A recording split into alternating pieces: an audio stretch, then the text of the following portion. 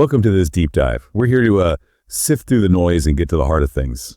And today we're tackling, a really big one, forgiveness. Right. Specifically, we're looking at some ideas from Dean Jones's podcast, Why Forgiveness Sets You Free, Not Them. It's on the USA Awaken channel. Yeah, and what's interesting right off the bat with Jones's take is where the focus lies. Usually we think forgiveness is kind of for the other person. Exactly. That's the standard view, isn't it? That you're doing them a favor, maybe even letting them off the hook somehow. But Jones really flips that. He suggests something quite different. So that's our goal today, really digging into this idea that forgiveness is, first and foremost, for the person who got hurt. It's about your freedom, your well-being. That's the core. So for you listening, the big takeaway we're exploring is why letting go of that resentment is actually crucial for you, how it frees you up from past hurts. Okay, so let's talk about that first common idea, that forgiveness somehow benefits the offender. Yeah, that it lets them off easy. Jones points out something pretty simple but profound.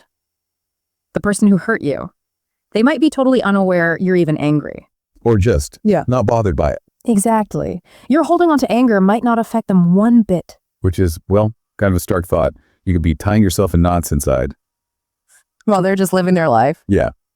And this leads into that analogy Dean uses about carrying a heavy bag. Oh, yeah, the bag filled with pain and anger and betrayal. It's such a clear image. It really is. And the point is, you're the one carrying it, not them. That weight is yours every moment you hold on to that unforgiveness. And Jones says you might still be feeling that pain. Like the wound is still fresh. You're still sort of bleeding from it. The original hurt came from someone else, sure. But the ongoing suffering, that often comes from holding on to the resentment. So it keeps you stuck, in a way. Definitely. Stuck in the past, letting it poison your present. So thinking about this burden, what are the real costs? Like tangible costs? Well, Jones gets into that.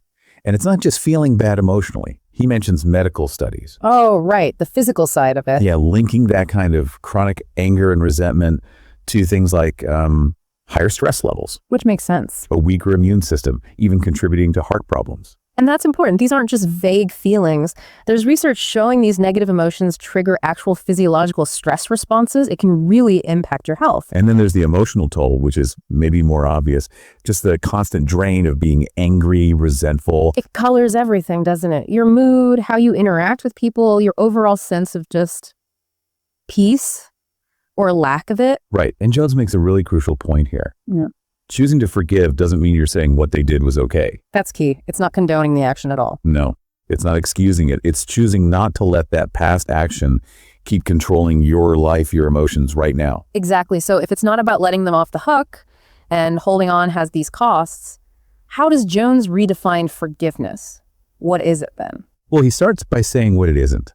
And this is important. Okay. It doesn't mean you have to reconcile. You don't have to let that person back into your life, especially if they're harmful. Right. So forgiveness can be purely an internal shift for you. It doesn't require interaction. And it also doesn't mean forgetting. Yeah. You don't have to pretend it didn't happen or deny the pain it caused. You acknowledge it. You see it clearly. But you choose not to let it define you or hold you captive anymore. Jones puts it as choosing peace over poison. I like that. Yeah, it's active. It's a choice for your own inner state over the negativity. And that other phrase he uses is great too, about not letting them live rent-free in my head. That's so vivid. It really captures how much mental space resentment can take up. It does. Like you're constantly giving them airtime in your mind, replaying things. Forgiveness is like reclaiming that space, taking back your mental real estate. Yeah, evicting them. Exactly. And he also notes it's often a process, right? Not always a one and done thing. Right. You might have to revisit it, choose it again. And he brings up self-forgiveness too. Which is huge. We can be so hard on ourselves. Absolutely. Holding on to our own mistakes. That needs letting go just as much. So understanding this definition is one thing, but how do you actually do it? What are the practical steps Jones suggests? Okay, so step one is basically acknowledge the pain. Really let yourself feel it. Don't push it down. You can't heal what you don't acknowledge. Trying to skip that step usually backfires. Then he suggests getting it out somehow, externalizing it. Like talking to someone. Yeah, talking to a trusted friend or maybe writing it down in a journal. Yeah. Just giving voice to the hurt. That makes sense. It kind of puts some distance between you and the raw emotion, lets you process it a bit more objectively. Then the next step is crucial.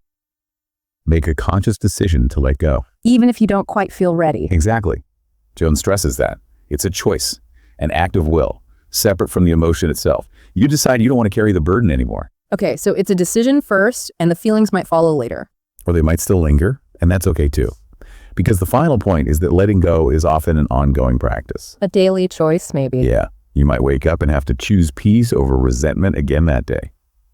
And he reframes this whole thing. It's not weakness. He calls it a warrior strength. I really like that reframing. It challenges that old idea that forgiving is somehow passive or weak. Right. It takes real strength to face pain and choose release. So bringing it all back, the core message from Dean Jones seems really clear. It is. Forgiveness isn't about whether the other person deserves it. No, it's about the fact that you deserve peace. You deserve freedom from that pain. It's about reclaiming your own emotional well-being, not letting the past dictate your present. And when you start to see it that way, it really can be transformative, can it? Absolutely. It's like unlocking those chains to the past, opening up space for something lighter, something freer in your future. So maybe for you listening, the thought to consider is there one specific situation, one person, one memory, where applying this perspective of forgiveness as freedom for you might bring some release? Yeah.